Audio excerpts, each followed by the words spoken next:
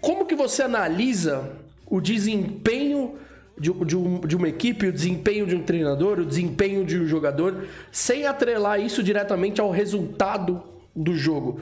Como que passa esse processo para poder virar e falar, não, pô, apesar do Corinthians eventualmente ter perdido, mas, pô, vamos olhar o desempenho. E como que o torcedor, ele recebe esse tipo de análise? Vou começar, tá, Marco? É uma ótima pergunta e eu acho que é aquela história também que é atrelada ao copo meio cheio, né? E depois a gente olha na derrota o copo meio vazio. Naturalmente, quando você perde um jogo, é eliminado e tal, você vai tender a ver o copo meio vazio.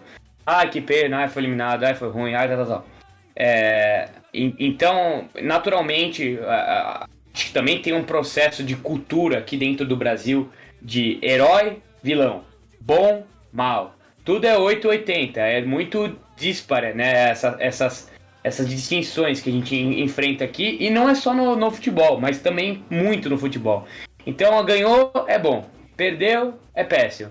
Abel Ferreira é maravilhoso agora, mas a época que ele chegou ali, ele ia ganhando jogos aos trancos e barrancos, e se ele não tivesse se classificado contra o Atlético Mineiro na Libertadores, ele teria sido demitido sim, porque a Mancha Verde pediu a saída dele. Ele teria sido demitido com toda certeza, porque ele tinha sido eliminado da Copa do Brasil pro CRB em casa. Nem todo mundo lembra disso. E também tinha perdido o Campeonato Paulista jogando muito mal os 2 jogos contra o São Paulo, e não vencia um título há, sabe, acho que 14 anos na época, 13, 14 anos, sem vencer nada, perdeu para eles. Um campeonato brasileiro que ele deixou a mercê, porque estava muito longe para conseguir alcançar o Atlético Mineiro. Então a Libertadores era o principal meio para ele conseguir continuar no cargo. E agora é maravilhoso, é tudo lindo.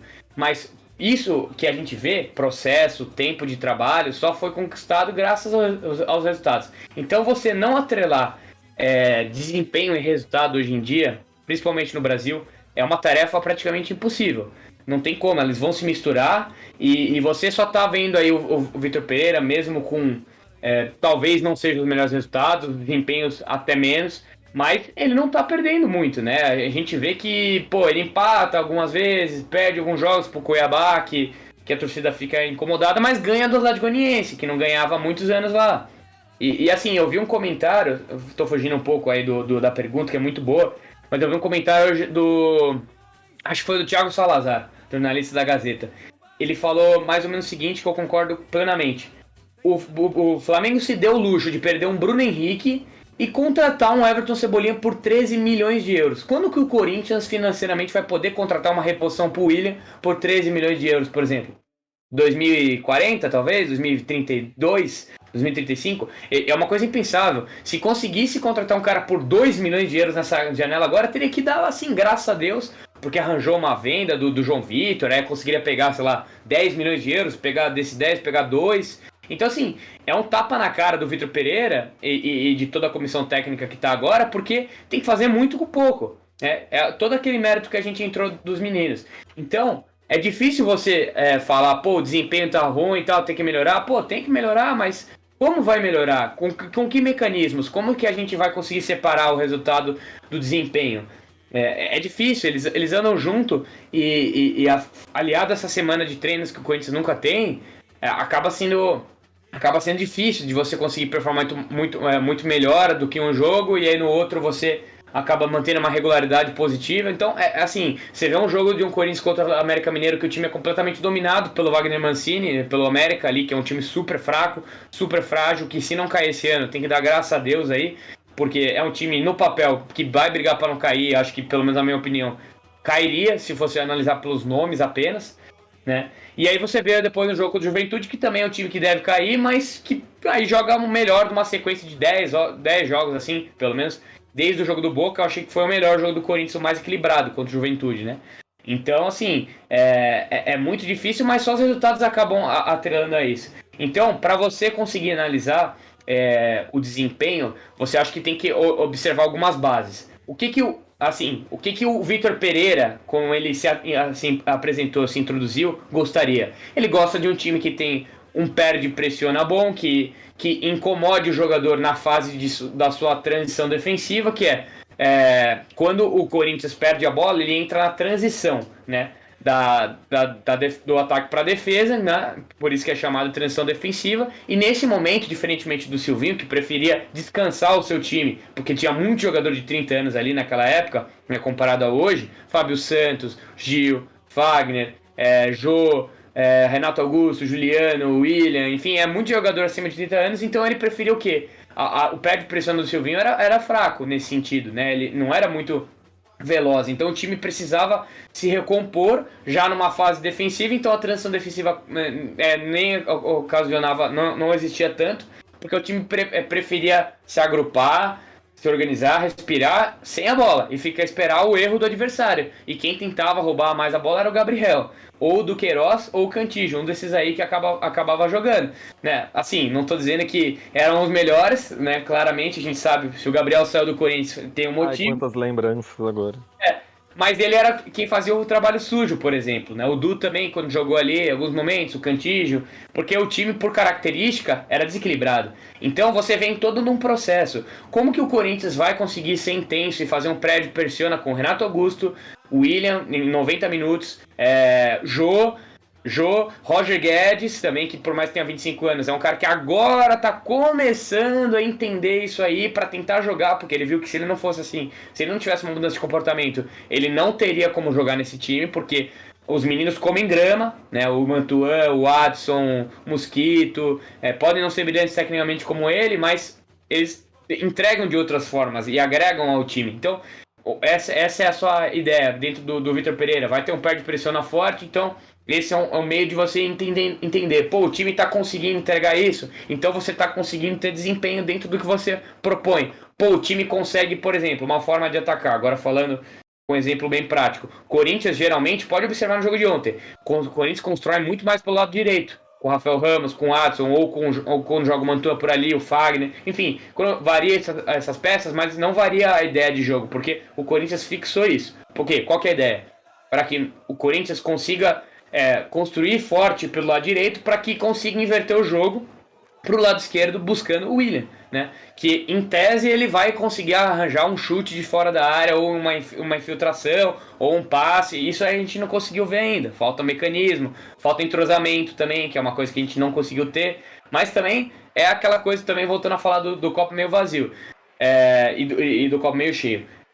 Beleza, legal você ter o William vários jogos seguidos, uma ideia de time. Mas aí você corre o risco de se machucar. Então você não pode fazer isso toda hora. Só que se ao mesmo tempo você não coloca esses caras para jogar juntos, eles não adquirem entrosamento, ritmo de jogo, funcionamento. Então assim, você vê o Renato Augusto, como o Marco bem citou, que eu acho que é o mais prejudicado nesse sentido, ele tá com gestos técnicos muito fracos. Assim, o Renato, ele dominava o jogo pra ele. Ele chamava a bola, ele pegava a bola na defesa, ele carregava no meio de campo. Ele jogava de falso 9, mesmo quando ele não deveria ser falso 9, e jogava, quebrava um galho, tentava circular por ali, tentava fazer pivô. Então, ele tentava de tudo. Hoje em dia, ele tá tendo dificuldade pra fazer um domínio. Teve uma bola no jogo do Goiás aí, acho que vocês vão lembrar, que ele domina na área, a bola, assim, uma bola de um quilate de um Renato Augusto, com o Tite assistindo, ele teria dominado a bola, teria matado, teria feito gol. Não teria chutado, teria feito gol, com certeza. Porque é um jogador que a gente sabe a qualidade.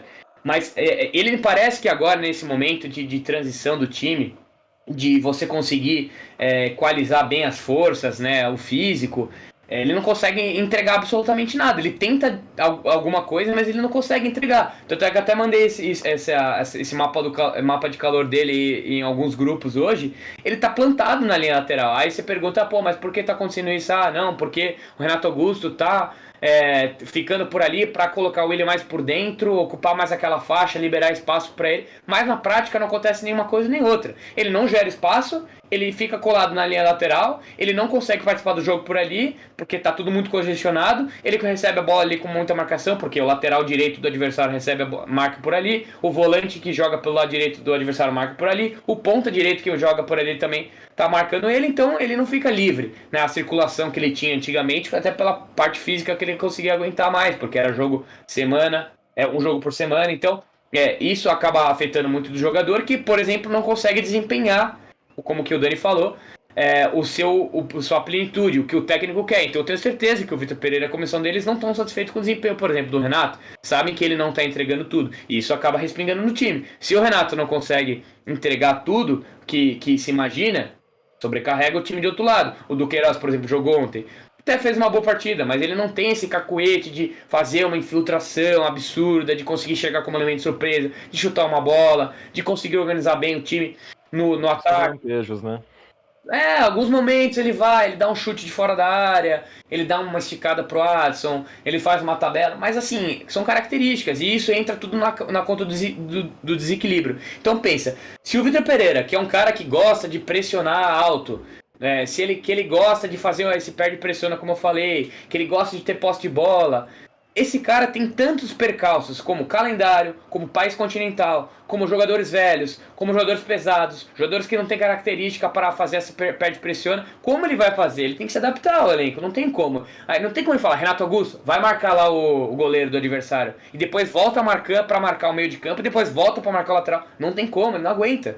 Então, sim, é isso que a gente falou lá no começo da live, quando o Marco disse aí das contratações. A gente vê que tem jogadores que são muito bons. Pô, se você fala agora se eu quero o Renato Augusto para ser contratado pro meu time, eu vou falar que sim. Mas eu tenho que entender o ônus que isso acaba acontecendo. Porque ele é um jogador pesado. Quase sempre foi na carreira, né? Tanto é que ele foi saindo do lado do campo, como que ele jogou no início, na época que ele jogava na Alemanha. Depois ele vem pro Brasil com o Mano Menezes ali. Alguns momentos ele jogou no lado, só que depois o Mano não queria jogar com ele e com o Jadson juntos, né?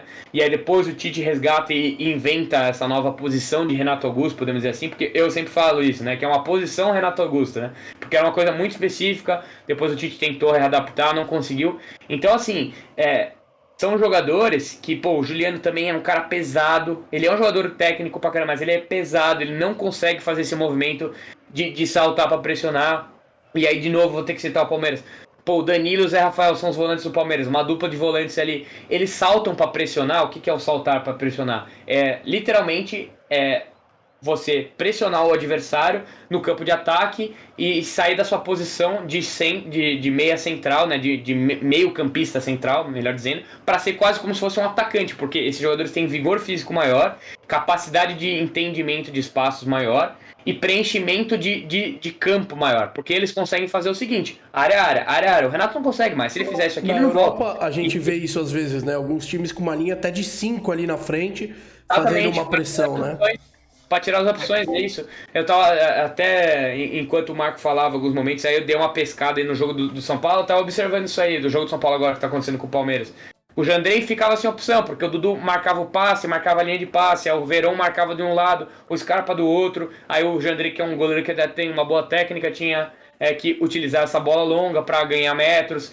Então, assim, é uma estratégia que muitos times fazem, mas o Corinthians, por exemplo, com o Silvinho, que muitos criticavam, inclusive eu muito, não tinha, pelas características do elenco naquela época, como ficar marcando pressão, não tinha como, por mais que dava agonia de você ficar vendo, pô, o time ali tranquilo com a bola, pô, se você colocar o Juliano, o Renato Augusto, o Roger Guedes, o William, o Jô, pra marcar pressão ali que nem louco, não tem como, cara, é humanamente impossível dentro das características que você possui deles. Mas aí se você muda, coloca o Adson de um lado, coloca o Duqueiroz para pressionar, coloca o Maicon, coloca o William, que até consegue por um bom período de jogo, você consegue ter, pelas características do jogador, um desempenho mais satisfatório, muito provavelmente, porque eles têm essas características de fazer o que o técnico quer.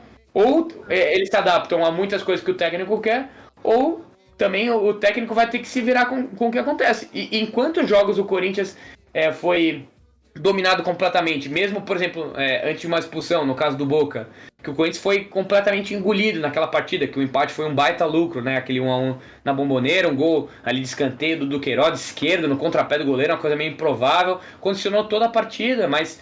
a finalização do Corinthians no jogo?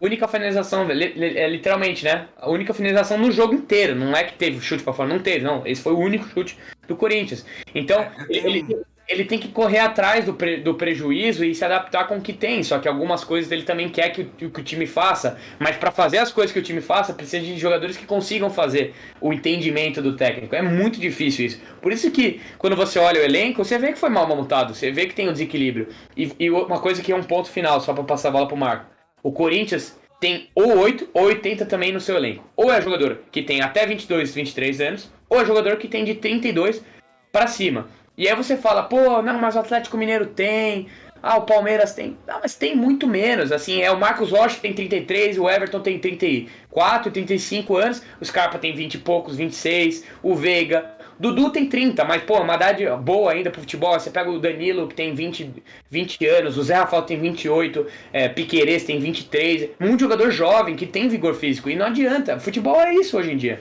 Não tem como. Não tem um time que domina o campo, os 90 minutos, como a gente via alguns anos atrás. Não tem como. O Barcelona do Guardiola não vai existir mais. Isso é impossível, mano, é impossível. O jogo não é mais daquela forma, já mudou muito. O tic-tac, que até o próprio Guardiola demonizou esse termo depois, não existe mais. Não tem como o time ter 80% de posse de bola e o adversário não tocar na bola. Hoje em dia o Liverpool não deixa, o Real Madrid não deixa. Não tem como, sabe? Então, o futebol passa por muitas mudanças, transformações ao longo do tempo, como a vida, né? Como todas as profissões também. E a gente tem que se adaptar a isso. E o Corinthians ainda está se adaptando. Porque agora, depois do técnico botar a boca no Turambone, dele ganhar 1.800 com a comissão técnica toda, ele tem a moral para fazer isso aí. Mas o Thiago Nunes, que era um brasileiro que estava aqui consumido por todo o sistema, tentou mudar e foi engolido.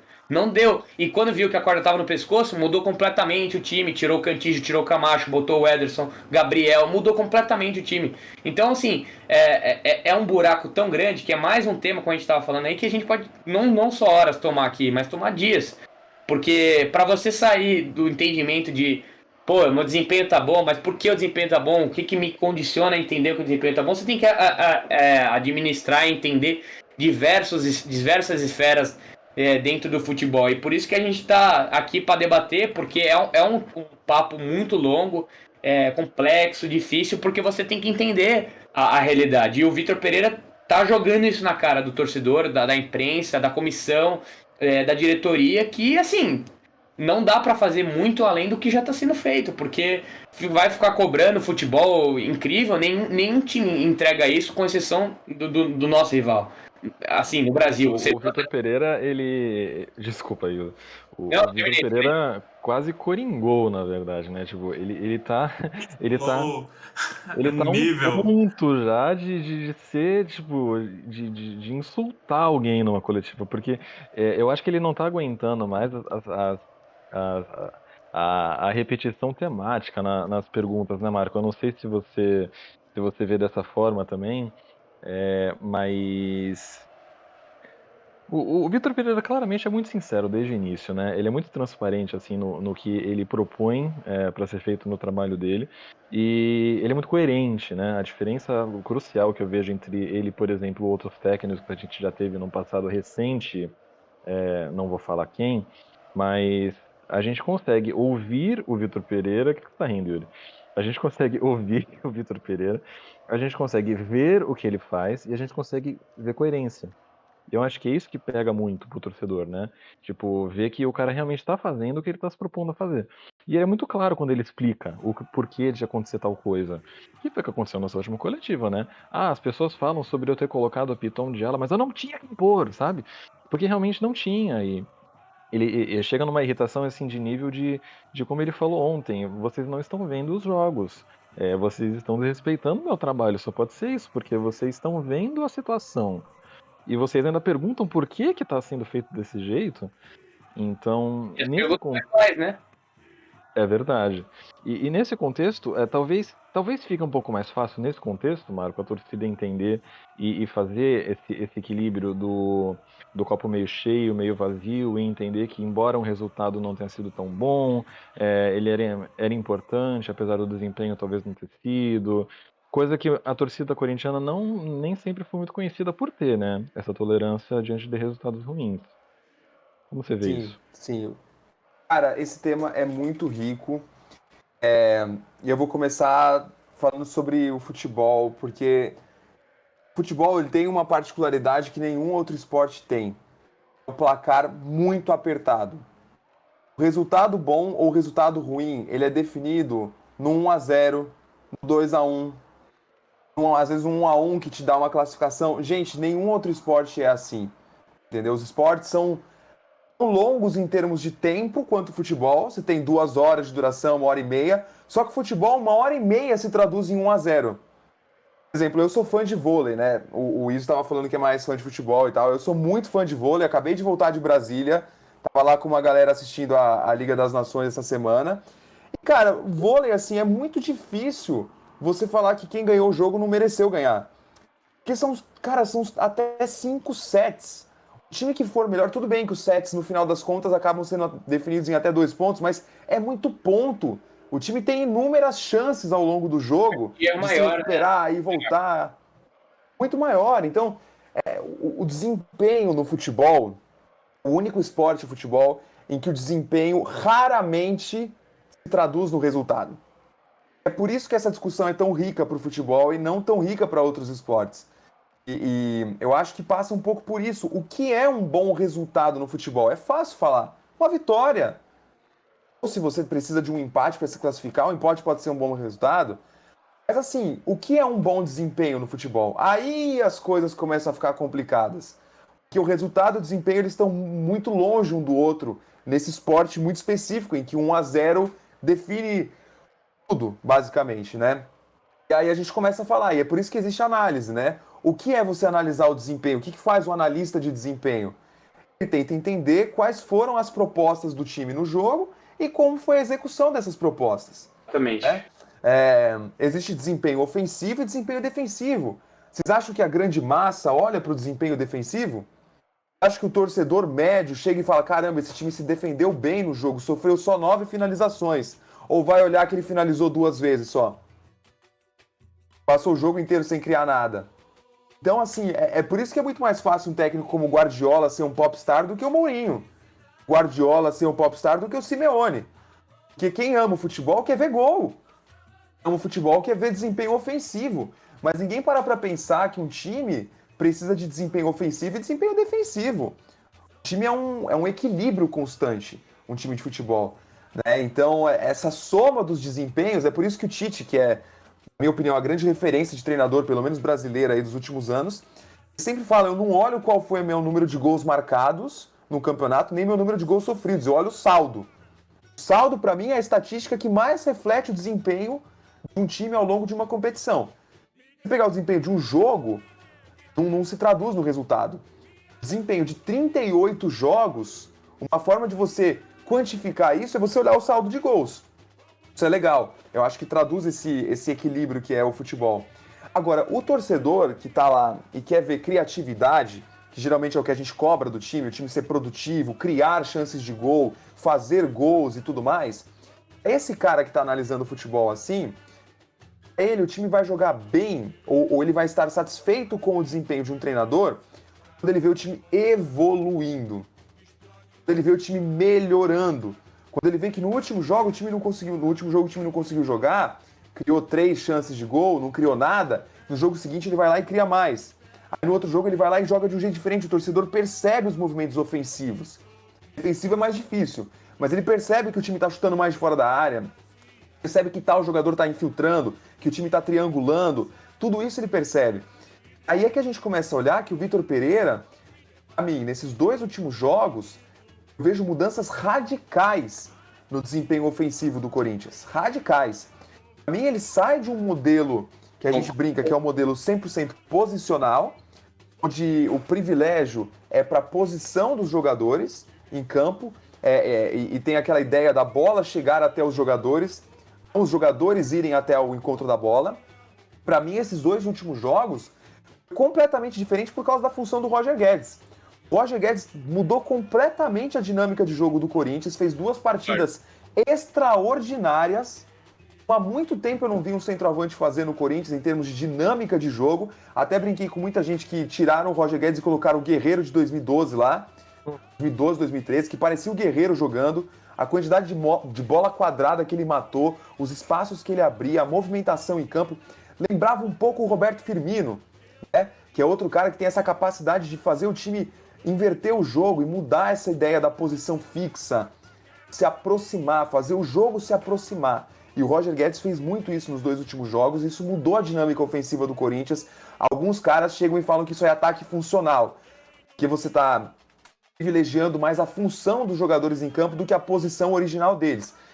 Existe uma discussão, eu não adoto muito esse termo, eu falo que é um jogo de aproximação. O Corinthians passou nesses 2 últimos jogos a privilegiar um jogo de aproximação e é esse tipo de coisa que a análise tenta trazer. Cara, o cara comum vai olhar e vai falar... O cara comum não, né? Todos nós somos caras comuns. O torcedor leigo vai olhar e falar assim, caramba, o Corinthians está criando mais. Olha como essa infiltração aconteceu, olha como o Corinthians chutou essa bola. Nos últimos jogos não estava fazendo isso. E o cara que tem um pouco da análise, a ideia dele é mostrar. Tá fazendo isso porque tem jogo de aproximação. Porque a orientação para o Roger Guedes foi diferente dos outros jogos. Porque o Roger Guedes é um jogador que tem função diferente da função do Jô. Mesmo que os dois façam a mesma posição de centroavante. Então, assim, a gente fala sobre desempenho e volta na primeira discussão. Sobre a importância da análise. A importância, no final das contas, da análise bem feita é mostrar justamente o valor do bom desempenho, quando ele não é traduzido no bom resultado. Ô Marco, só complementando aí que você fez uma continuidade em tudo que eu me alonguei de forma brilhante, eu acho que é uma coisa que a gente também tem que abordar também, só para dar um jabá nessa questão dos números, também é ver isso. Pô, não, beleza, o time aí contra o Boca Juniors chutou uma bola no gol. Pô, foi uma postura estranha, pô, o time jogou muito recuado, o tempo todo não tinha contragolpe, você viu que o time não acelerava, quando a bola chegava no Willian não tinha opção de passe, ele estava cercado por vários, não tinha jogador para se aproximar dele. Beleza, você teve essa oportunidade. Vamos supor, tá, só uma situação de circunstância. Pô, depois, o próximo jogo foi contra o Juventude. Tá, ok, outra circunstância, só que o time jogou bem. Por que jogou bem? Ah, porque criou tantas finalizações, chutou mais vezes em todo o Campeonato Brasileiro, foram 20 finalizações. Conseguiu ter 5 grandes chances de gol, que também foi o maior número do time. Ao mesmo tempo, foi a vez que mais desarmou. Então você consegue juntar também estatisticamente, né? Porque a gente também falou isso lá no começo, para você ter base para algumas coisas. Então os números também vão te trazer alguma coisa de que o desempenho tá bom, ruim, piorando, não só pelo número de derrotas seguidas, número de empates seguidos, número de não vitórias, né, de jogos sem vencer seguidos. Você consegue ver a sua eficiência defensiva e ofensiva, quantos chutes para marcar ou para sofrer gol que o time tem tido, né, em determinada sequência. Você consegue isolar períodos, você consegue pegar os clássicos, por exemplo, para ver como que o time se comporta depois dos jogos que o time vai ter mais posse de bola, que vai dominar o jogo como mandante. Enfim, então tem inúmeras ocasiões e cenários que você consegue medir, né, essas qualificações, essas mudanças em termos de número, para comprovar o que você está querendo ver como desempenho. Então, muitas vezes você fala, pô, não, mas meu pressentimento foi isso. Ah, mas beleza, então vou dar uma olhada nisso. É isso que eu faço muito no meu trabalho também. Pô, eu acho que tal time foi bem. Ah, acho que tal coisa tem sido boa. Então vamos lá dar uma olhada, né, para ver se isso se comprova. Depois você consegue comprovar que, de fato, tal jogo foi o jogo no campeonato que o time mais finalizou, que menos concedeu finalizações, que mais desarmou. Então, o número também consegue te proporcionar isso, perdão. Então, é isso. Fale. Eu quero fazer um adendo de uma coisa real que aconteceu em cima dessa sua fala. Nós estávamos para fazer o pós-jogo para o No Detalhe para Corinthians e Bragantino. O que foi agora, o Corinthians ganhou de 1-0 lá em Bragança Paulista. Aí, se vocês vão lembrar desse jogo, no final, ali faltando 20, 25 minutos, o Vitor Pereira começou a empilhar zagueiro. Começou a entrar todo quanto é zagueiro do banco, chamou até... zagueiros, né? Zagueiros, né? Chamou o Robert Renan da seleção sub-20, chamou de volta o Gemerson, chamou de volta o Chicão, tudo que tinha de zagueiro ele colocou lá, cara. Aí o time ficou alto, o Bragantino alçando bola na área, tá bom. Aí nós vamos fazer o vídeo do No Detalhe depois, né, no dia seguinte, vamos observar algumas estatísticas, né? O jogo contra o Corinthians foi o jogo, acho que fazia 20 e poucos jogos que o Bragantino não finalizava tão pouco. O Bragantino finalizou 9 vezes naquele jogo e fazia acho que 20 e poucos, 30 jogos que o Bragantino não finalizava tão pouco. Isso também é desempenho. Isso também é... mas o Corinthians só chutou 4 vezes. Bom, mas e o desempenho defensivo? E a qualidade para impedir que o Bragantino fizesse o que poderia ter feito, que faz com todos os adversários, encurralar os adversários, criar pra caramba lá no Nabi Abichedi? Também é desempenho. E os números a gente busca justamente para mostrar que o desempenho vai além do que a gente imagina que ele seja. Então acho que isso é só um exemplo que eu lembrei da sua fala, Iso. É o tipo de